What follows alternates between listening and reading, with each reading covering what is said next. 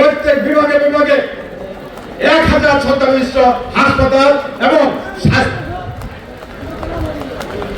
স্বাস্থ্য খাতের উন্নয়নের জন্য মেডিকেল বিশ্ববিদ্যালয় তিনি স্থাপন করছেন। আজকের এই বাংলাদেশের উন্নয়নের যে অভিযাত্রা সেটা অব্যাহত রাখতে হলে শেখ হাসিনাকে আবারও প্রধানমন্ত্রী নির্বাচিত করতে হবে।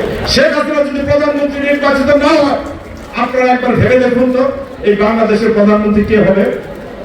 এই বাংলাদেশের প্রধানমন্ত্রী হবে তারেক, যে জিয়াউর রহমানের খুনি জিয়ার খুনি পুত্র তারেক, যে বঙ্গবন্ধু কন্যাকে হত্যা করার জন্য 14 টাকা নিক্ষেপ করেছিল, যার মা বেগম খালেদা জিয়া রাষ্ট্রীয় ক্ষমতায় থেকে আওয়ামী লীগকে নিশ্চিহ্ন করার জন্য 20,000 আওয়ামী লীগের নেতা কর্মীকে হত্যা করেছে।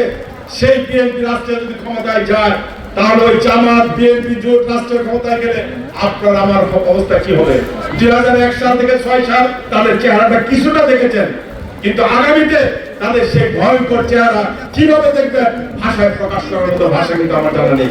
সেই কারণে বলি, আগামী নির্বাচন শেখ হাসিনাকে আবার প্রধানমন্ত্রী নির্বাচিত করতে হবে, এবং শেখ হাসিনাকে যদি প্রধানমন্ত্রী নির্বাচিত করতে চায় তাহলে কি দরকার?